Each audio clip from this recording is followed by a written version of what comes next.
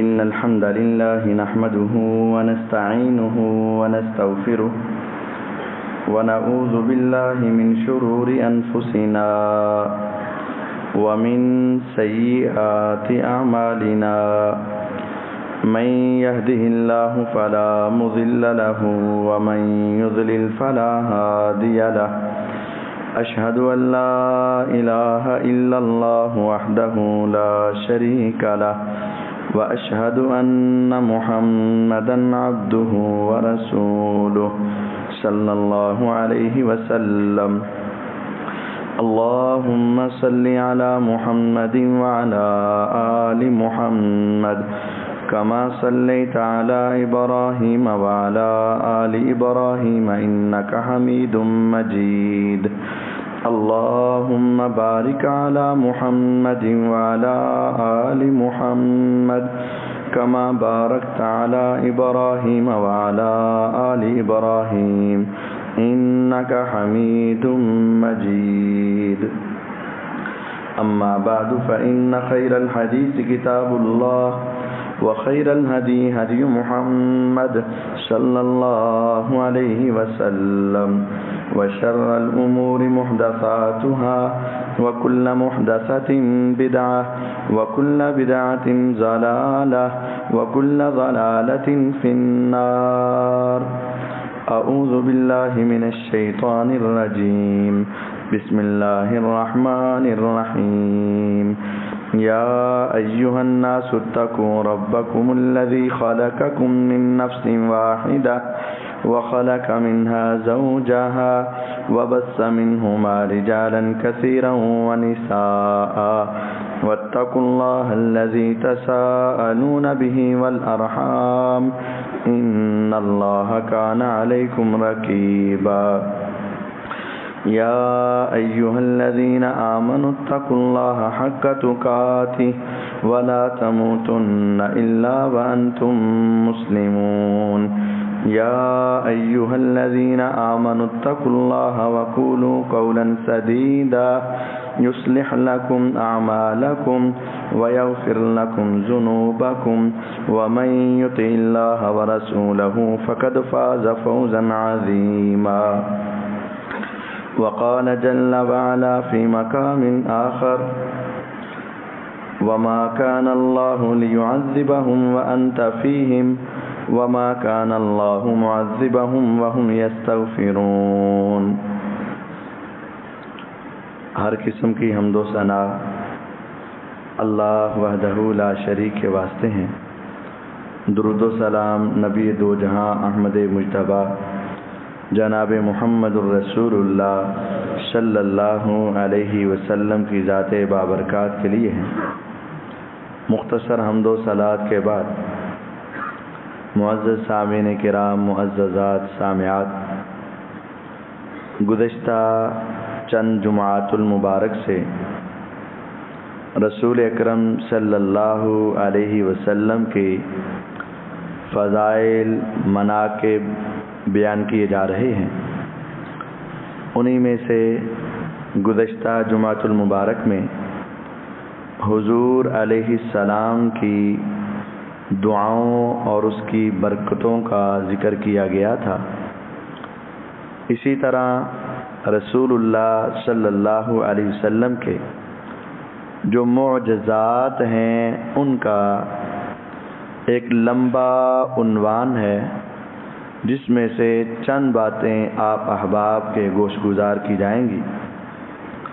سب سے پہلے یہ بات سمجھ لی جائے کہ معجزہ کسے کہتے ہیں. انبیاء علیہم السلام اللہ تعالیٰ کے سچے پیغمبر اور رسول ہوتے تھے.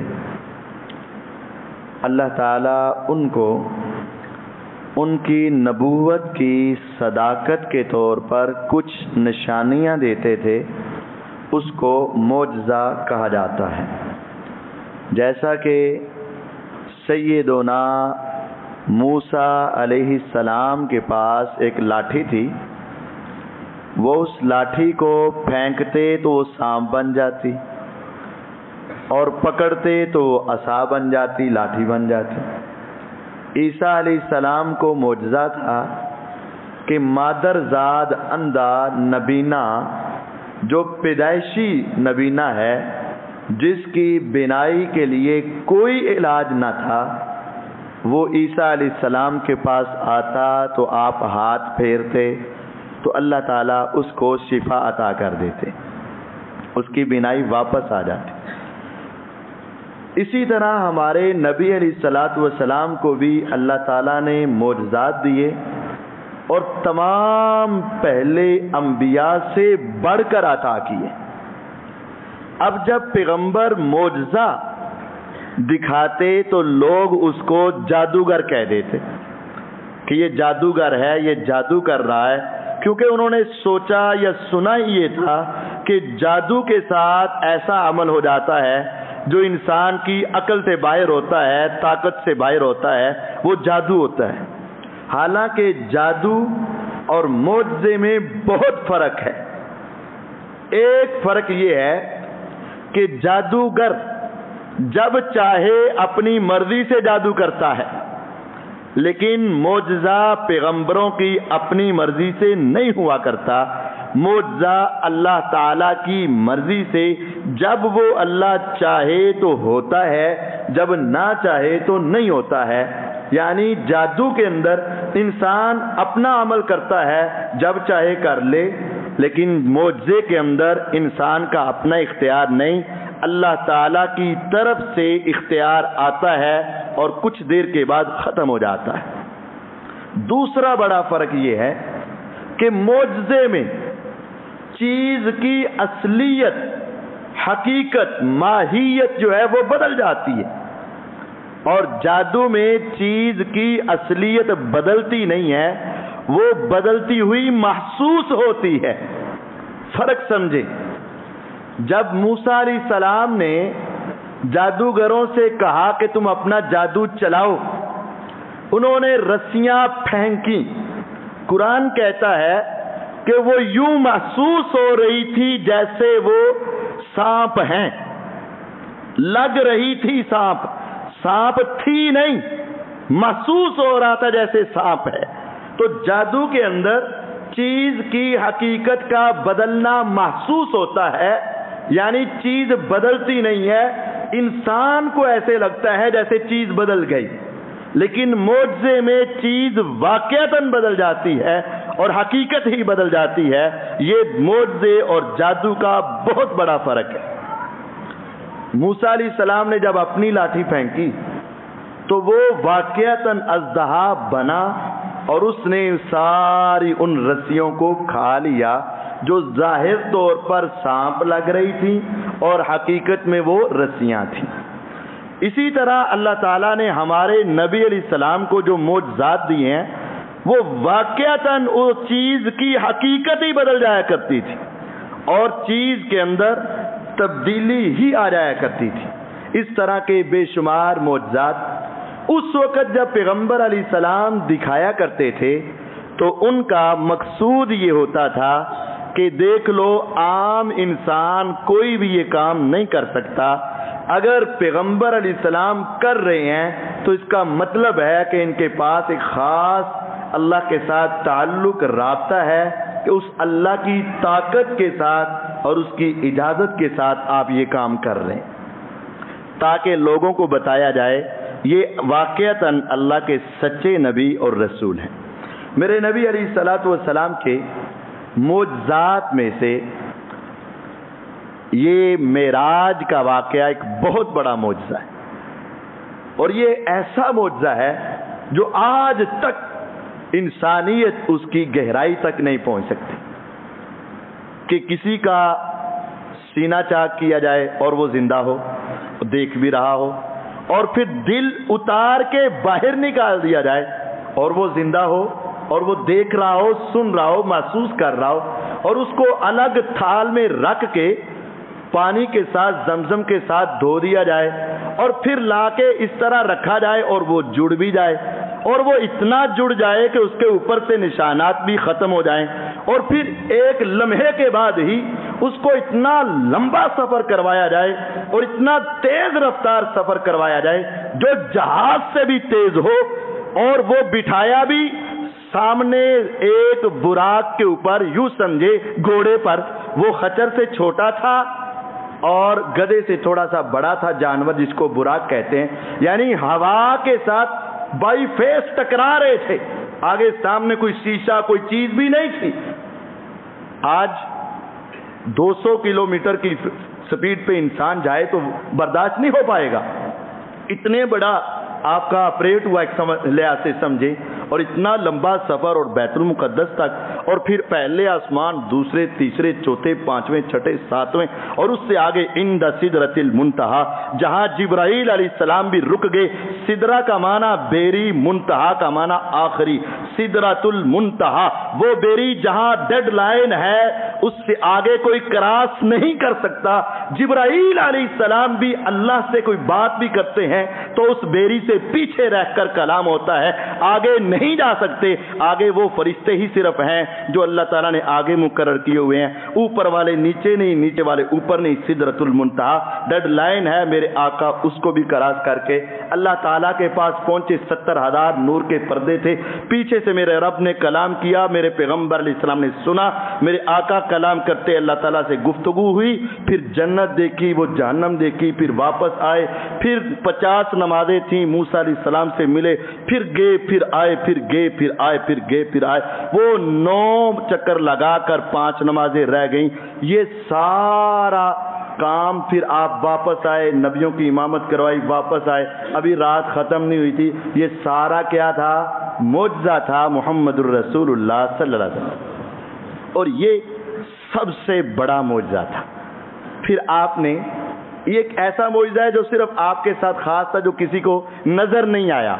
لیکن بہت سارے آپ کے معجزات وہ بھی تھے جو صحابہ کے سامنے، آنکھوں کے سامنے ہو رہے تھے، اور لوگوں، مسلمانوں اور کافروں کو نظر آ رہے تھے. اور بہت سارے لوگ ان معجزات کو دیکھ کر مسلمان ہوتے تھے. اور ان معجزات میں سے چند کا ذکر سیدنا جابر رضی اللہ عنہ. یہ حدیث صحیح بخاری میں، مسند احمد میں تفصیل سے روایت ہے. جابر رضی اللہ تعالیٰ عنہ کے والد تھے عبداللہ. جب احد کی جنگ کے لیے اعلان ہوا نا، تو عبداللہ نے اپنے بیٹے کو بلایا.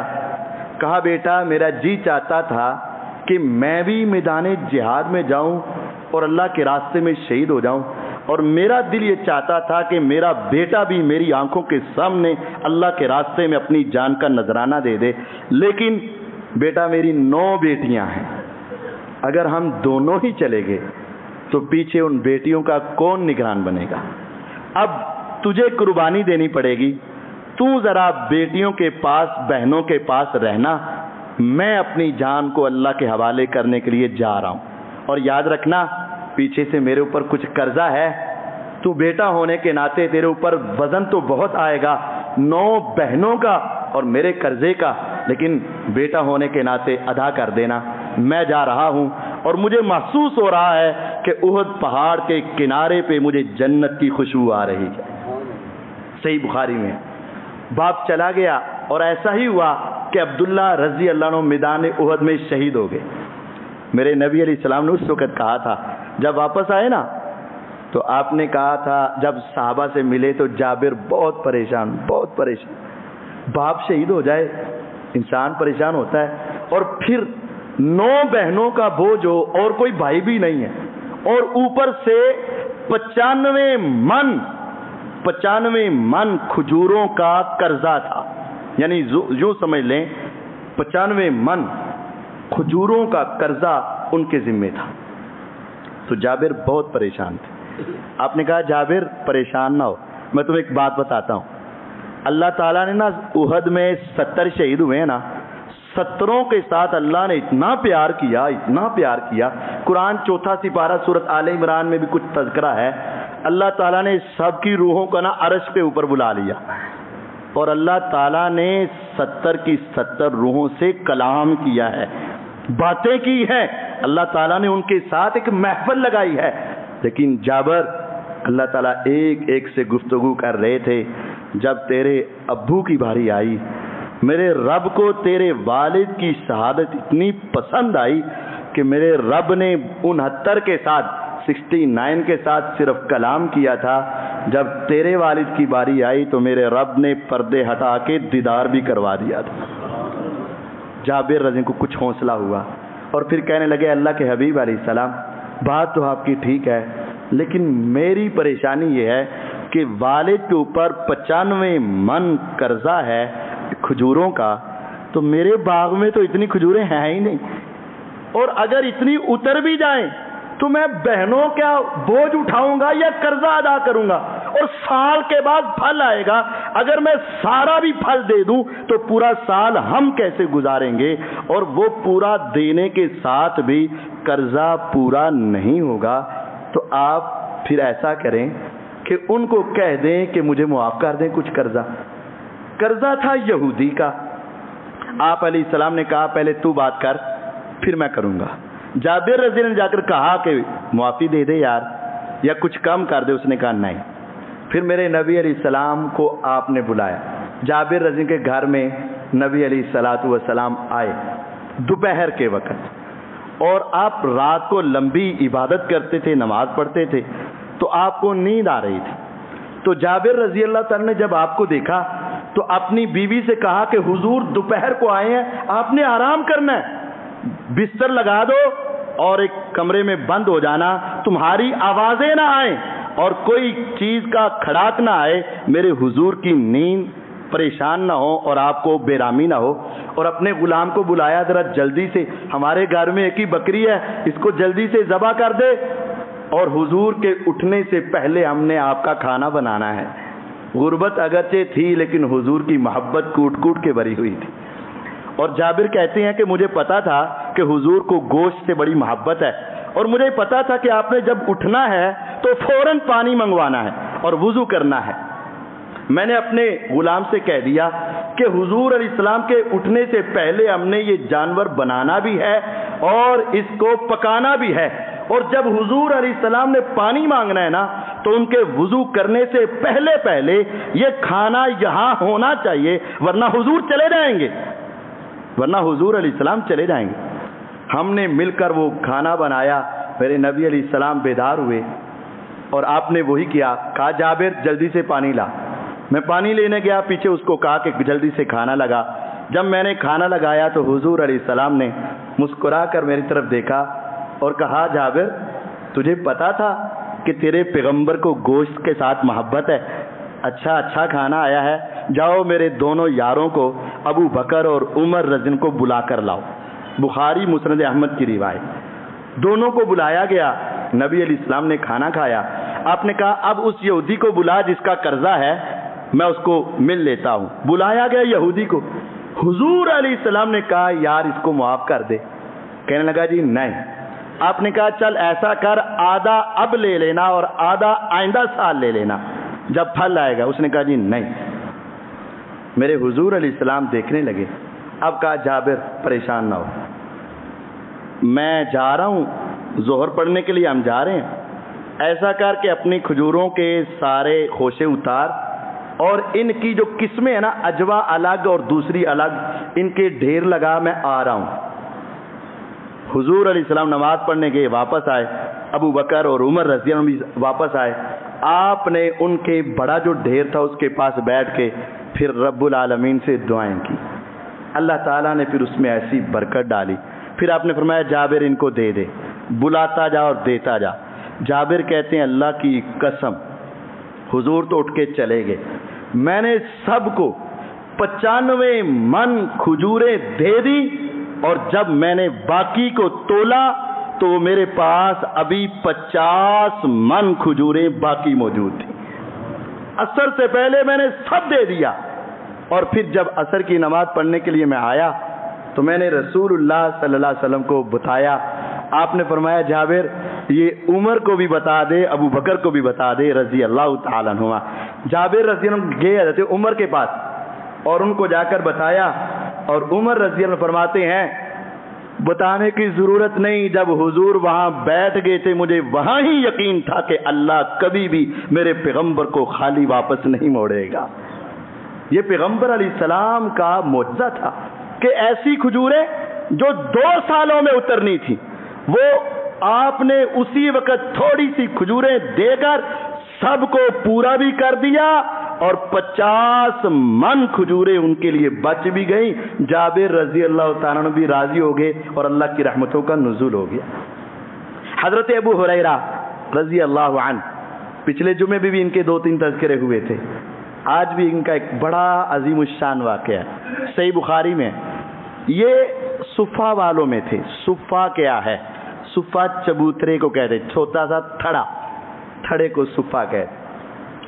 تو جو لوگ دوسرے ملکوں سے اکیلے مسلمان ہونے کے لیے آئے اور وہاں ہی رہ گئے مدینہ طیبہ میں, جن کا رشتہ دار, محلہ, خاندان, قوم, قبیلہ نہ تھا, وہ سارے اصحاب صفہ کہلاتے تھے. 80 کے قریب صحابہ تھے.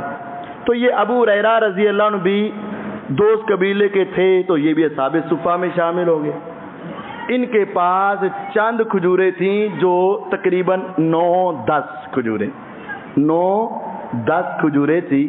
وہ لے کر نا ہاتھ میں, تو میرے نبی علیہ السلام کے پاس آئے تو کہنے لگے, حضور ان کے اندر ذرا برکت کی دعا کر دو.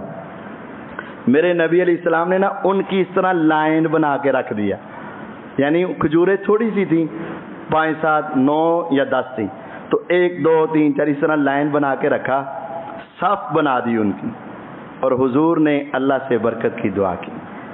اصل برکت ہے, کوانٹٹی نہیں, اصل برکت ہے, تعداد نہیں, برکت. آپ نے اللہ تعالیٰ سے برکت کی دعا کی اور کہا, اے ابو ہریرہ اس کو ایک تھیلے میں ڈال لیں, اس کو نکالنا نہیں ہے, ہاتھ ڈال کے بس نکالتے جانا ہے, ساری ایک دم سے خالی نہیں کرنی. ابو ہریرہ کہتے ہیں رضی اللہ تعالیٰ عنہ, اللہ کی قسم میرے نبی علیہ السلام کی زندگی جو باقی تھی, ابو ہریرہ 6 ہجری میں مسلمان ہوئے, تو زیادہ سے زیادہ 4 سال یا 1, 2, 3 سال کچھ بھی جو وقت تھا. ان کے بعد ابو بکر رضی اللہ عنہ کے 2.5 سال, عمر رضی اللہ عنہ کے 10 سال, عثمان رضی اللہ عنہ کے 12 سال, یہ کل ملائے تو 25 سے زیادہ سال گزرے.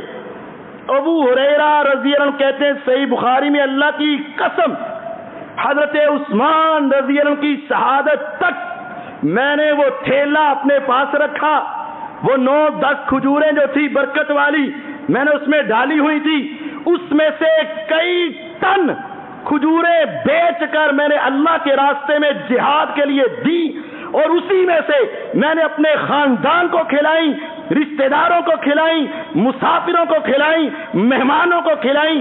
25 سال تک میں کھجوریں کھاتا رہا, کبھی ختم نہ ہوئی. جب عثمان رضی اللہ عنہ شہید ہوئے مجھے اتنا غم لاحق ہوا, میں اتنا پریشان ہوا, عثمان کی شہادت کی وجہ سے مجھے بے خبر ہونا پڑا اور اپنے حالات کی خبر نہ رہی. میری وہ تھیلی کہیں گر گئی, پھر مجھے نہ ملی, لیکن 25 سال تک وہ کھجوریں کبھی ختم نہ ہوئی. 25 سال سے زیادہ عرصہ وہ 9 سے 10 کھجوروں میں سے کئی ٹن کھجوریں میں نے اللہ کے راستے میں صدقہ بھی کی اور جہاد کے لیے بھی دیں, اور 25 سال تک استعمال کیا, لیکن وہ کھجوریں ختم نہ. یہ حضور کا معجزہ تھا. صحیح بخاری کے اندر روایت ہے, 3ری روایت, میرے نبی علیہ الصلوۃ والسلام سفر پر جا رہے ہیں, دوران سفر پانی ختم ہو گیا. آج تم کتنی سہولیات میں ہو, آج تمہارے پاس اللہ کی کتنی نعمتیں. تم میں سے کوئی ایک ایسا نہیں ہوگا جو سفر میں ہو اور اس کو کئی گھنٹے تک پانی کی تلاش ہو اور پانی نہ ملے, کوئی نہیں ایسا ہوگا. لیکن صحابہ کے جہاد کے سفر کے لیے جا رہے تھے اور پورے قافلے والے کے پاس پانی کا ایک قطرہ بھی نہیں تھا, ختم ہو گیا, سب ختم, کنواں بھی نہیں, حوض بھی نہیں. میرے نبی علیہ السلام نے چند لوگوں کو یعنی 2-3 صحابہ کو کہا کہ تم ادھر جاؤ, ادھر.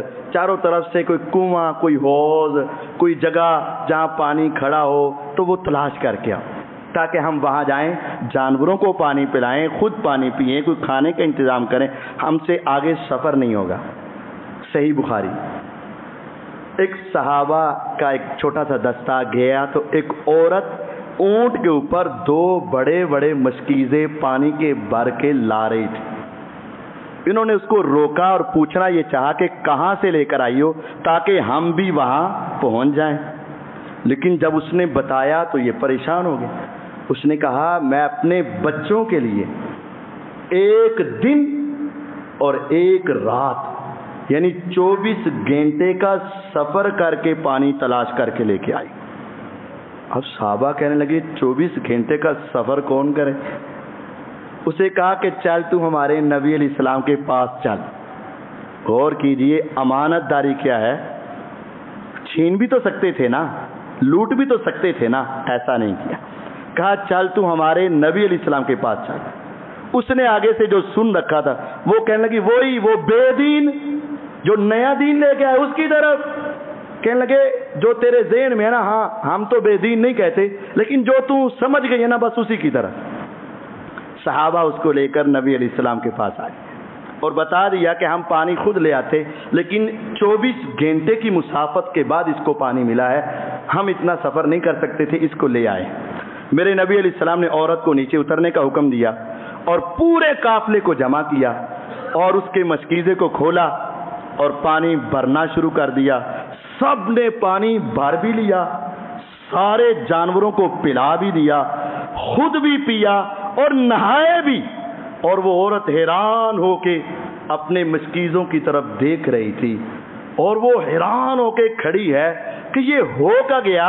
صرف 2 مشکیزیں اور اتنے صحابہ سب پی رہے ہیں, جمع کر رہے ہیں, جانوروں کو پلا رہے ہیں, نہا رہے ہیں, وضو غسل سب کچھ, اور اس کے مشکیزے سے پانی کم ہی نہیں ہو رہا.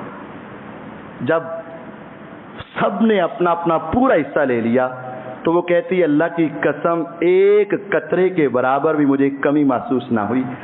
تو مجھے کہا گیا کہ چلو اپنی سواری پہ چڑھ جاؤ. پھر آپ نے صحابہ میں اعلان کیا اے میرے صحابہ اس عورت کی وجہ سے ہمیں فائدہ ہوا ہے, اب تم ایسا کرو اس کو کچھ نہ کچھ دو. کسی نے جو, کسی نے چاول, جو ان کے پاس اناج تھا وہ انہوں نے اناج اس عورت کو کچھ گٹھری بنا کر دے دی اور اس کو اسی راستے پہ چھوڑا ہے. وہ اپنے گھر میں معمول سے لیٹ پہنچی, عام وقت سے لیٹ پہنچی.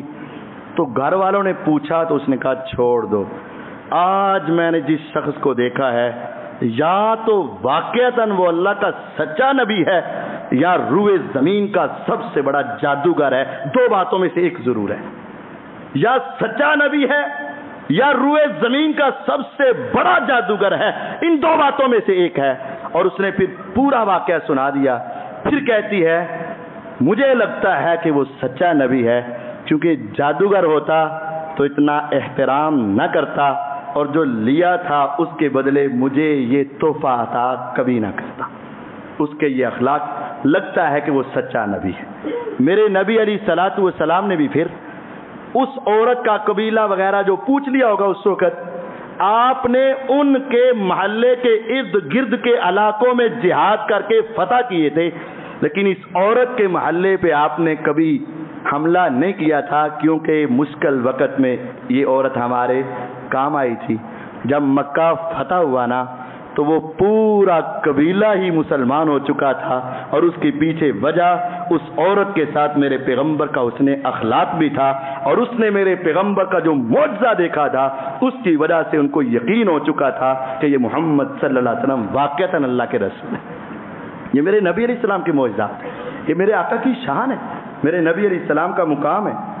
حضرت سلمان فارسی رضی اللہ تعالی عنہ نبی علیہ الصلوۃ والسلام کے پاس آئے اور آ کر کہنے لگے اے اللہ کے حبیب علیہ السلام, فارس, ایران کو فارس کہتے تھے, یہاں سے گئے ہوئے تھے, حضور علیہ السلام کا کلمہ پڑھا مسلمان ہوئے تھے.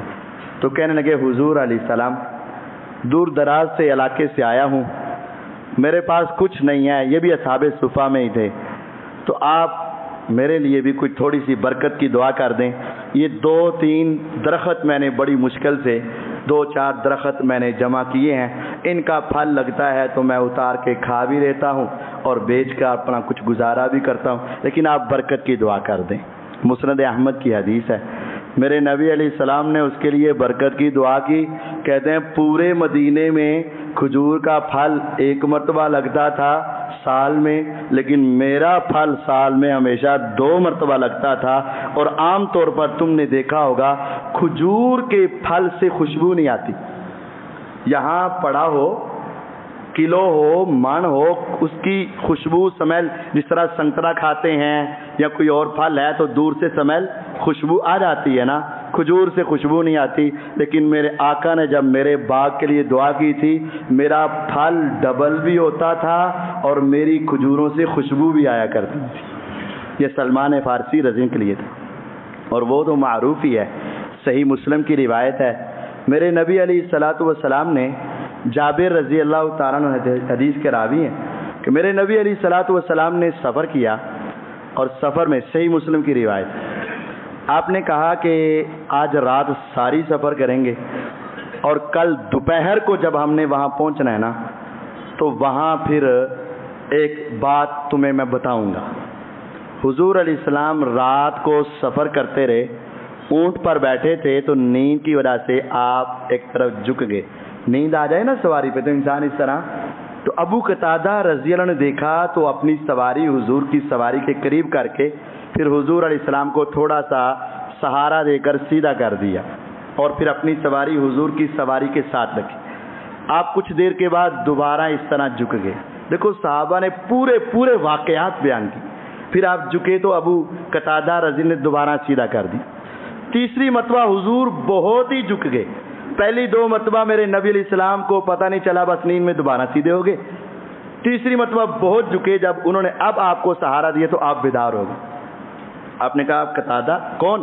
آپ فرمانے لگے ابو قتادہ. آپ نے کہا کب سے میرے ساتھ ہے؟ کہا حضور جب سے آپ سو رہے ہیں تب سے آپ کے ساتھ. فرمایا تو نے اپنے پیغمبر کی حفاظت کی ہے، اے خدایا تو اس ابو قتادہ اور اس کی اولاد کی حفاظت فرما. آپ نے دعا دی.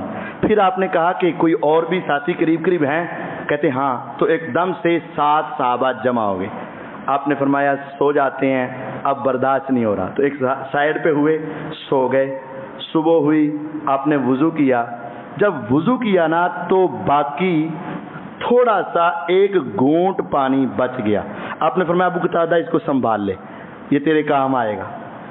ایک گھونٹ پانی بچ گیا، سنبھال لے، کام آئے گا. کہتے مجھے اس وقت تو سمجھ نہ آئی، لیکن میں نے سنبھال لیا. جب صبح دوپہر کا وقت آیا تو ہم قافلے کے ساتھ جا کر ملے. پہلے ہم پیچھے رہ گئے تھے، قافلہ چلتا رہا تھا. تو جب قافلے کے پاس پہنچے تو سب صحابہ کہنے لگے ہلکنا یا رسول اللہ، اے اللہ کے رسول صلی اللہ علیہ وسلم ہم تو ہلاک ہو گئے. یعنی پیاس کی وجہ سے، بھوک کی وجہ سے مرنے کے قریب ہے، کچھ نہیں ہے. آپ نے کہا ابو قتادہ وہ پانی لے کر آ. ابو قتادہ وہ پانی لے کر آئے. میرے نبی علیہ السلام نے اپنا ایک پیالہ نکالا جو خاص آپ کا پیالہ تھا. آپ نے فرمایا ابو قتادہ میں نیچے ہاتھ رکھتا ہوں، یہ پانی میرے ہاتھ کے اوپر ڈالنا ہے. وہ ایک گھونٹ تھا. نبی علیہ السلام نے پیالے کے اندر اس طرح ہاتھ، انگلیاں کھولی، حدیث کے لفظ ہیں، اس طرح انگلیاں کھولی پیالے میں. ابو قتادہ نے جب اوپر سے پانی ڈالا تو آپ کے انگلیوں سے پانی کے چشمے جاری ہوئے.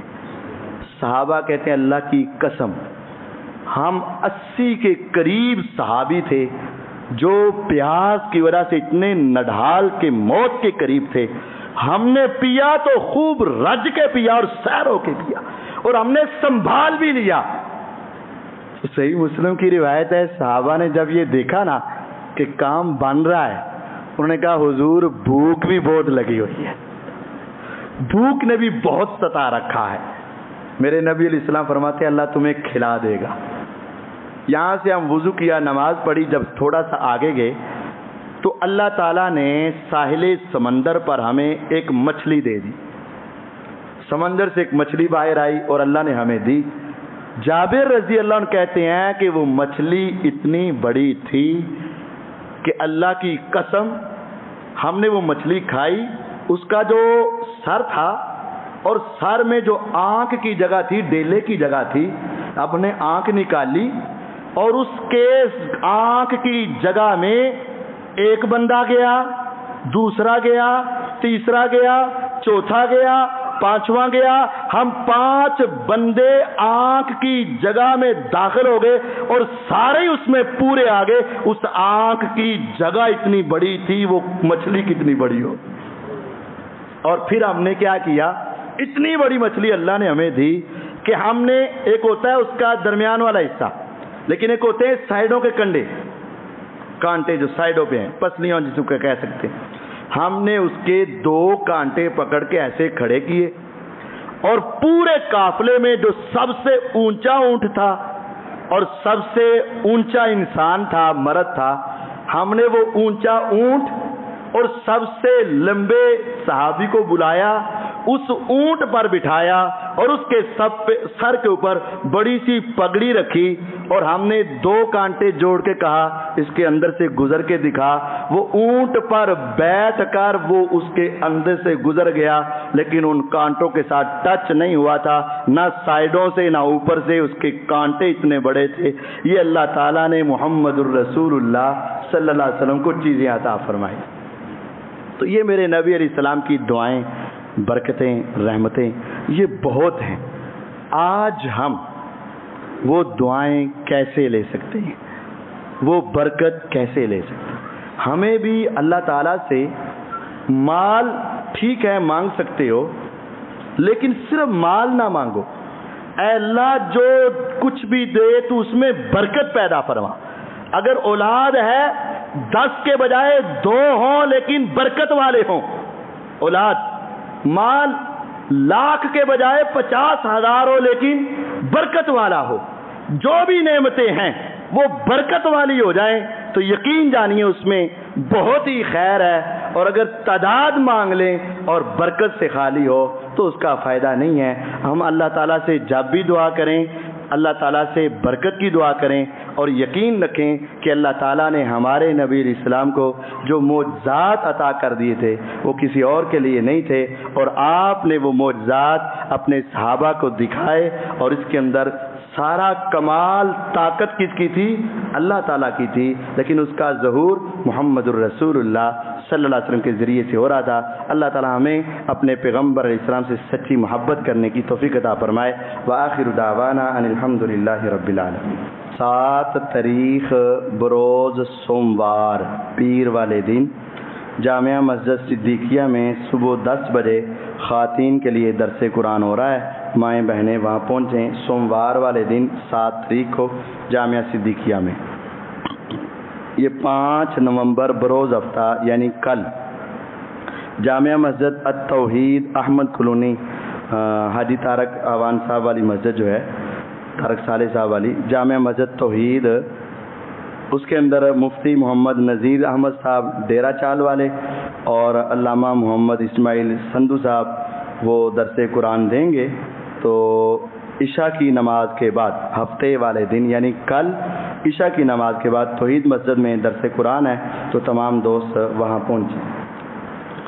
سوال ہے, اگر نکاح کے بعد آدمی عورت کو چھوئے بغیر فوت ہو گیا تو کیا اس عورت پر عدت ہوگی؟ جی ہاں. مسئلہ یہ ہے کہ اگر نکاح ہوا ہے ابھی رخصتی نہیں ہوئی یا ہو گئی ہے قربت نہیں ہوئی, آدمی اگر فوت ہو گیا ہے تو پھر اس کی 4 مہینے 10 دن عدت بھی ہے اور اس کو وراثت میں سے حصہ بھی ملے گا کیونکہ اس کا خامن فوت ہوا ہے. اور اگر صورت یہی ہو لیکن فوتگی کے بجائے طلاق ہو جائے, یعنی نکاح ہوا تھا رخصتی نہیں ہوئی یا رخصتی ہو گئی ابھی قربت نہیں ہوئی ملے نہیں ہیں اور طلاق دے دی گئی ہے, تو پھر اس عورت کے اوپر عدت نہیں ہے. طلاق کی صورت میں عدت نہیں ہے, فوتگی کی صورت میں عدت بھی ہے اور اس کو وراثت میں سے حصہ بھی ملے گا اور اس کا حق مہر جو ہے وہ بھی اس کو ملے گا. قادیانیوں کے ساتھ تجارت کی جا سکتی ہے؟ نہیں کرنی چاہیے, کیونکہ وہ اسلام کا لبادہ ظاہری طور پر اوڑھتے ہیں اور پھر لوگوں کو اپنے جال میں پھنسانے کی کوشش کرتے ہیں, اور ایمانی غیرت کا بھی یہ تقاضا ہے کہ جو میرے پیغمبر کے ساتھ دشمنی رکھتا ہے اس کے ساتھ نہیں. دیکھیں کافر کے ساتھ ہو سکتی ہے لیکن تھوڑا سا فرق ہے. ایک کافر ہے جس کا پتہ ہے کافر ہے یہودی کے ساتھ، عیسائی کے ساتھ، ہندو کے ساتھ، سکھ کے ساتھ، بدھ مت کے ساتھ ہو سکتی ہے، کیونکہ پتہ ہے کافر ہے۔ ایک وہ ہے جو اپنے آپ کو مسلمان کہلواتا ہے، اور پھر وہ ہمارے اور ہمارے جو 7 افراد ہیں ان کے ذہن خراب کرتا ہے، اور پھر بہت سارے ہم نے ایسے واقعات دیکھے ہیں کہ وہ اس طرح قریب ہو کر اولادوں اور خاندانوں کو برباد کر دیتا ہے۔ تو اس وجہ سے اس کافر کے ساتھ نہیں کرنی، باقی کافر کے ساتھ ہو سکتی ہے۔ بیت اللہ مسجد نبوی میں نماز پڑھنے کی جو فضیلت بیان کی جاتی ہے، یہ کسی حدیث سے ثابت ہے؟ جی ہاں ثابت ہے، صحیح بخاری میں ہے کہ مسجد نبوی کی ایک نماز عام مسجدوں کی 1000 نماز سے افضل ہے، 1000 سے زیادہ ہے۔ اب کتنی زیادہ ہے؟ یہ جتنا گڑ ڈالو گے، جتنی محبت ہوگی، جتنا اخلاص ہوگا، جتنی توجہ ہوگی، وہ 1000 سے زیادہ، لاکھ، کروڑ، ارب بھی ہو سکتی ہے، لیکن یہ ہر آدمی کی اپنی ہے۔ کم از کم 1000 نماز سے افضل ہے۔ اور بیت اللہ میں اس سے بھی افضل ہے، وہ 50,000 بھی ہو سکتی ہے اور لاکھوں سے بھی افضل ہو سکتی ہے۔ مسجد نبوی سے بھی افضل بیت اللہ کے اندر۔ یہ ایک اعلان ہے، الحمدللہ ہمیں خوش ہونا چاہیے کہ اللہ تعالیٰ نے آپ لوگوں کو خیر کے دروازے بنایا ہوا ہے۔ ایک حدیث میں ہے اللہ تعالیٰ نے بعض بندوں کو نا خیر کی چابیاں بنایا ہوا ہے، اور دنیا کو ہر وقت وہ خیر دیتے ہیں، اور اللہ بھی اپنے دروازے ان پہ کھول کے رکھتے ہیں، اور جب وہ اپنے دروازے بند کر لیتے ہیں نا تو اللہ بھی اوپر سے دروازے بند کر لیتے ہیں۔ تو میں نے تو الحمدللہ دیکھا ہے کہ کم ہی ایسی مساجد ہیں جہاں لوگوں میں اتنی فراخ دلی ہو کہ اللہ تعالیٰ کی رحمت سے جب بھی آپ سے اللہ کے لیے مانگا ہے، اپنی ذات کے لیے اللہ نہ مانگنے کی توفیق دے، اور نہ ہم مانگیں گے، لیکن اللہ کے لیے تو ضرور مانگیں گے، اور جب بھی مانگا ہے آپ نے دیا ہے اور دل کھول کر دی۔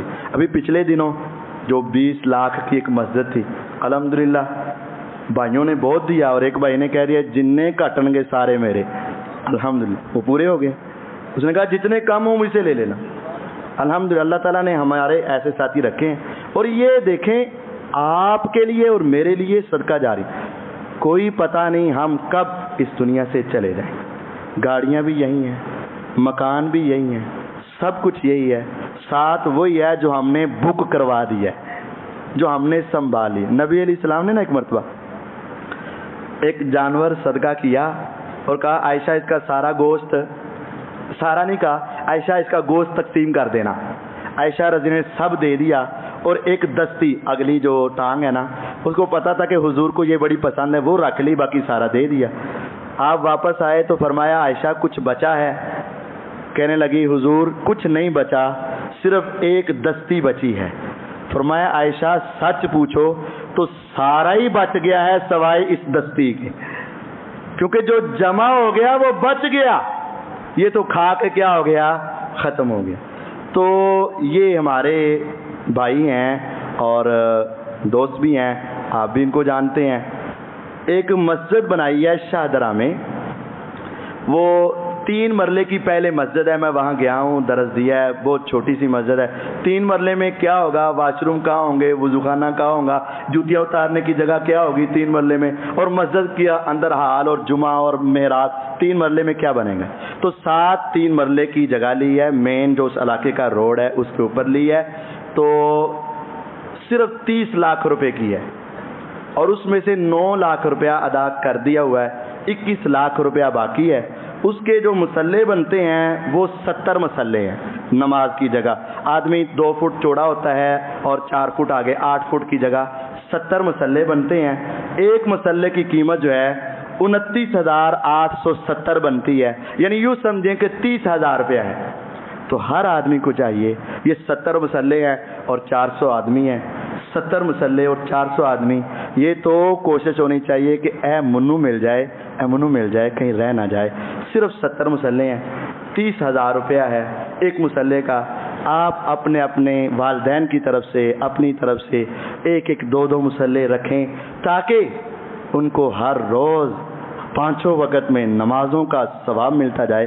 حدیث میں ہے کہ اللہ تعالیٰ والدین کے درجے بلند کر دیتے نا، تو وہ کہتے ہیں اللہ تعالیٰ میں نے ابھی کوئی نیا کام تو نہیں کیا, تو میرا روزانہ درجہ کیوں بڑھ رہا ہے؟ کہا جاتا ہے تیری پیچھے نیک اولاد ہے نا, تو اس کی دعاؤں اور بخششوں اور کاموں کی وجہ سے تیرے درجات بلند ہوتے جا رہے ہیں. تو ہمیں چاہیے کہ یہ کوئی بڑی اماؤنٹ نہیں ہے, صرف 70 مسلح ہیں, 2 3 1 جتنا بھی ہو سکے. 30,000 روپے کا ایک مسلح ہے, تو ہر آدمی کوشش کرے. بھائی باہر بھی کھڑے ہوں گے تو یہاں بھی جمع کروا سکتے ہیں, تو تمام بھائی جو ہیں اس کے اندر ضرور حصہ لیں گے. ان الحمد للہ نحمدہ, وہ اگلی باری ان پوچھنا ٹائم تھوڑا اگلی باری. ان الحمد للہ نحمده ونستعینه ونستغفره ونعوذ باللہ من شرور انفسنا ومن سیئات اعمالنا من يهده الله فلا مضل له ومن يضلل فلا هادي له. اشهد ان لا الہ الا اللہ وحدہ لا شریک له واشهد ان محمدا عبدہ ورسولہ صلی اللہ علیہ وسلم.